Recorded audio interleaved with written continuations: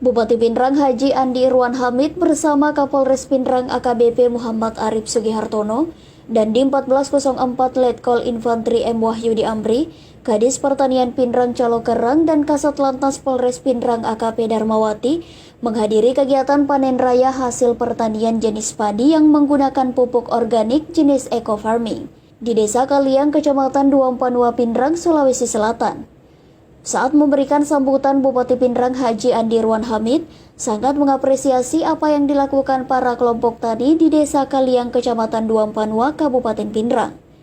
Dengan menggunakan pupuk organik eco farming, hasil panen padi masyarakat di Desa Kaliang bisa meningkat.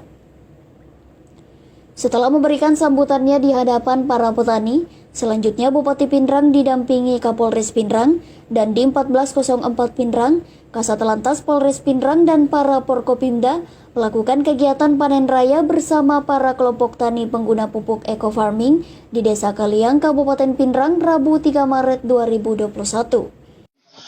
Yang dilakukan oleh salah satu kelompok tani yang ada di Kecamatan Duampanua yang menggunakan pupuk non-organik yaitu eco farming.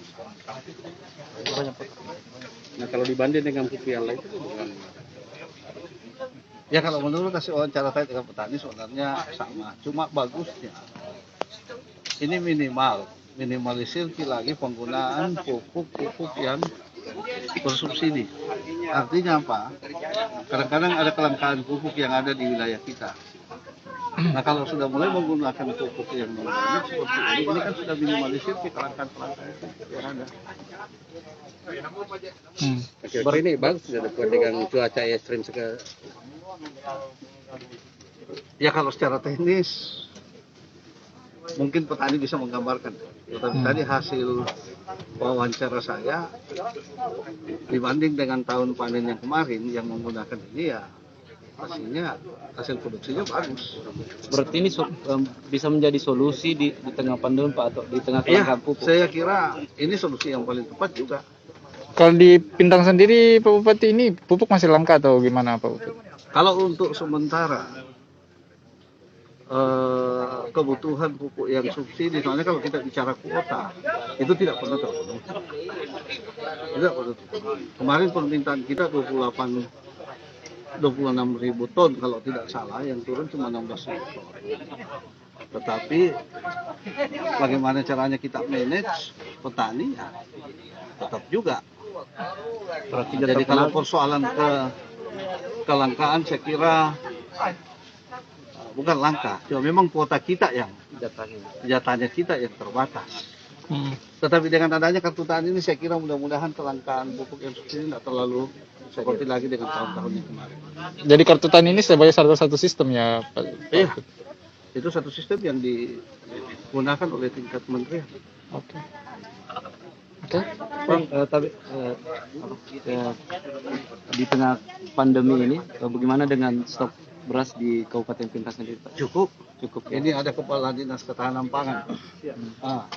Ada Kepala Dinas Ketahanan Pangan. Saya kira stok beras kita cukup di dalam masa pandemi, ya, Pak Kadis. Ada berapa, Pak? Berapa besarnya? Ada berapa ton sekarang persiapan, Pak Kadis? Kita masih sekarang sesuai dengan laporan 260. Berapa, Pak? Berapa? 260. Untuk Lebaran nanti, Pak, atau puasa? Masih dapat. Masih dapat. Bisa dapat ya. Apalagi ini kan baru berapa persen yang panen dari 12 kecamatan. Oke, siap. Berarti kan Pindrang juga bisa mensuplai ke sejumlah daerah ya? Iya. Sebagai kita ditetapkan sebagai daerah penyangga pangan kan. Sip.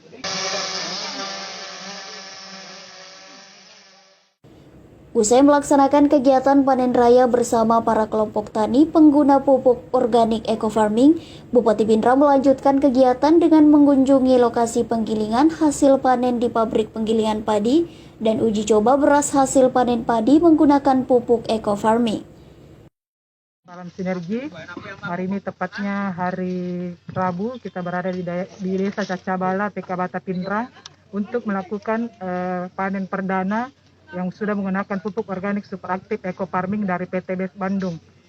Alhamdulillah, puji syukur kehadirat Allah Subhanahu wa taala, berkat menggunakan eco farming, sawah milik Bapak Haji Abdullah ini duluan panen dari tetangga sebelahnya, Bapak Ibu. Ya, walaupun sebelahnya duluan menanam, tapi beliau lebih cepat panennya berkat menggunakan pupuk organik superaktif eco farming. Nah, kandungan dari pupuk organik superaktif eco farming ini terdapat 13 unsur hara, yaitu unsur hara makro, mikro, dan sekunder. Jadi sudah sangat lengkap sekali kandungannya di dalam pupuk ini. Nah, ini juga fungsinya untuk meningkatkan hasil panen, meningkatkan unsur hara tanah, sekaligus mempercepat panen dan meningkatkan hasil produksi panen kita, Bapak Ibu. Ya, itu sangat biasanya dengan menggunakan eco farming. Dan ini juga pupuk yang ramah lingkungan karena dia organik, jadi sangat aman sekali buat kesehatan kita nantinya. Pemakaiannya bagaimana sih Bu itu? Cara pemakaiannya dalam satu tube ini atau satu box ini kita campurkan dengan 1 liter air kelapa, bisa juga air hujan yang tak ada langsung. Nanti kita larutkan fermentasi kurang lebih 15 menit baru kita menggunakan di sawah atau di tanaman, seperti itu. Nanti dari yang 1 liter itu kita campurkan lagi dengan air per tangkinya sesuai dengan tanaman yang kita mau aplikasikan, seperti itu. Oh, jadi ini bisa jadi solusi untuk kelangkaan pupuk ya Bu? Sangat-sangat bisa menjadi solusi untuk kelangkaan pupuk saat ini. Dan pupuk ini juga perlu kita ketahui dia all in one, jadi bisa untuk satu buat semua, jadi bukan hanya untuk tanaman saja, tapi bisa juga untuk ternak dan untuk tambak. Kalau sawah seluas ini Bu, berapa tube ya? Kalau untuk 1 hektar kita memulai dari pemupukan dasar dari lahannya dulu, itu kita menggunakan 10 tube, jadi 6 untuk lahan, 4 untuk padinya, seperti itu. Karena kenapa kita menggunakan untuk lahan? Karena supaya lahannya subur dan unsur haranya kembali lagi. Karena kembali lagi bahwa kalau lahan subur, otomatis tanaman yang kita tanam pasti akan subur juga. Itu. Oke. Nama tahu? Ya. Nama tak? Ratnawati Tanra. Sebagai Ini apa namanya, distributor dari PTBS sekaligus pendamping eco farming di pertanian. Dari Desa Kaliang, Kabupaten Pinrang, Daeng Tojeng mengabarkan.